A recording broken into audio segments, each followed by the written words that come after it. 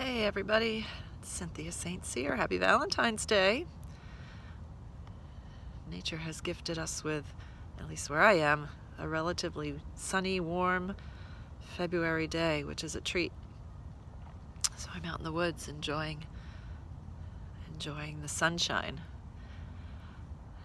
and the sparkles dancing on the water from the sunlight. I've had a lot going on this week, but I think, and boy, there's so much that I want to reflect to you, and certainly what I'm telling you, I'm living too. So, we're all on this path together. We're all really walking each other home. So, if you take to heart anything from what I present, then just know that it comes from my own personal experience and also what is channeled through me by various groups of beings, and from God too, and nature. Pretty much everything can move through me. Today I was walking and thinking about,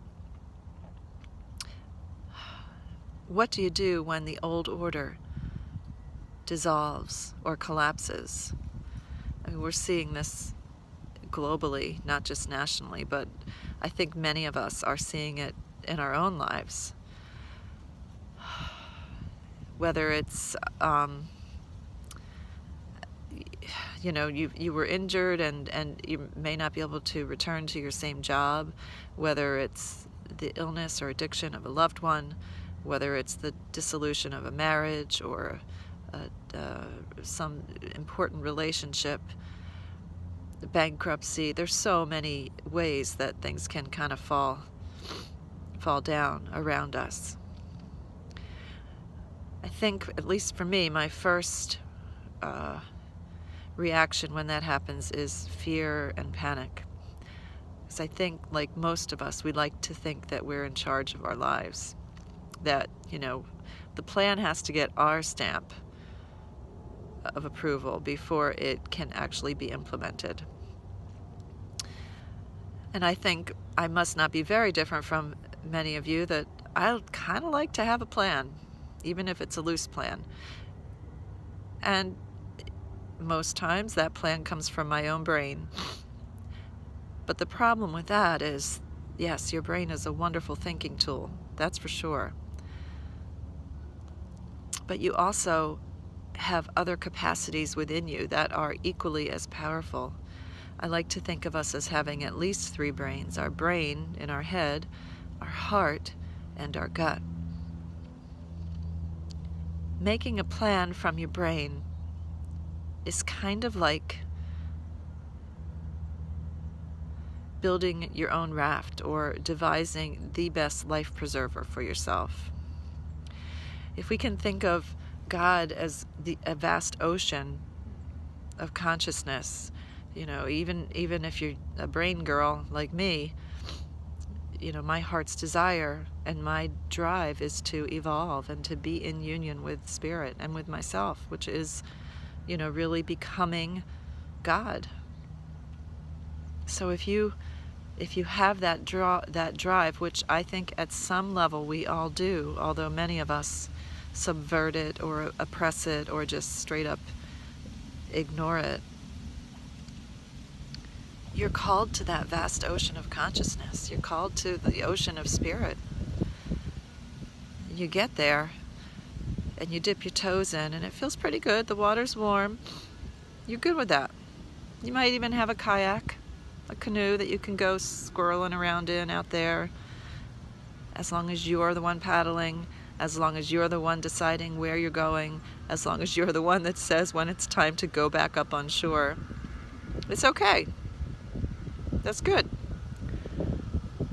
And then you wake up one morning and the damn kayak is gone. And your oar is gone. And all of the ways that you had of moving through the world as a spiritual being in a physical world, all of your images and ideas of who you are and what you are that, of course, are molded from so many things from before we're even born. All of those old molds that you fit yourself into every day to move through the world, all of the roles that you took on, suddenly there's just no possible way for you to fit back into them. It's like putting on your jeans for the first time after you've given birth. You're laying on the bed, sucking in your gut. You're trying so hard to get those things over your hips. Then one day you do get them over your hips, but then you can't zip them and you realize, this is not me anymore.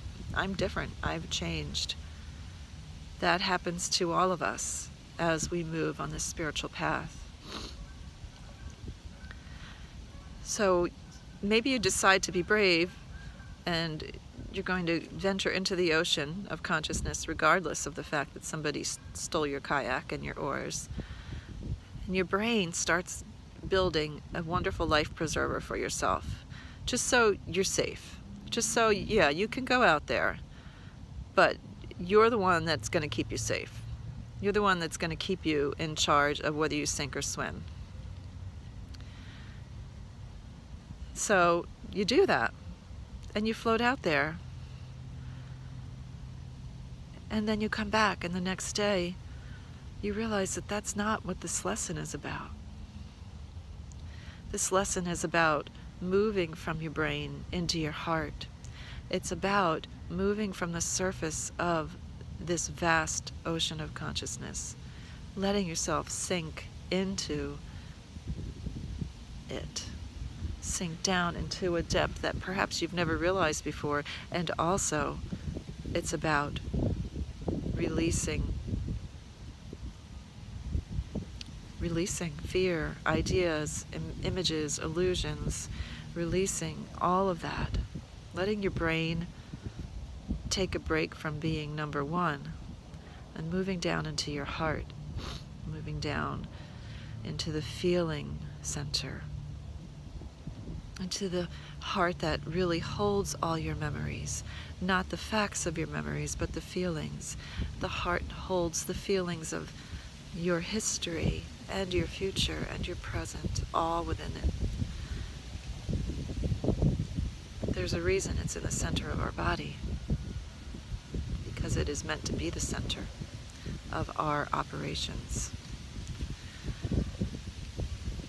So what would it be like to take some breaths and just go out there without that life preserver?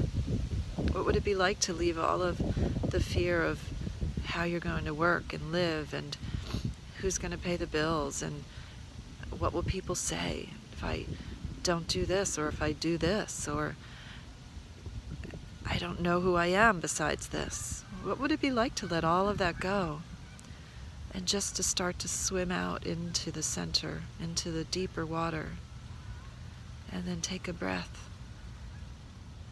and relax into that place, feeling the warm water surround you, being submerged in the peace of consciousness of God, being surrounded by it, being filled with it. What would that be like? To move from your brain into your heart.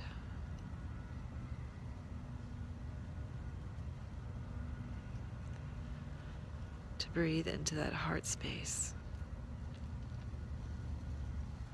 To check in with your heart before you think about what's in your brain.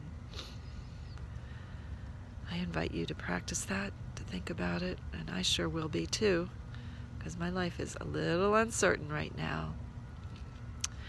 And as always, if you have any comments or just feel free to leave them.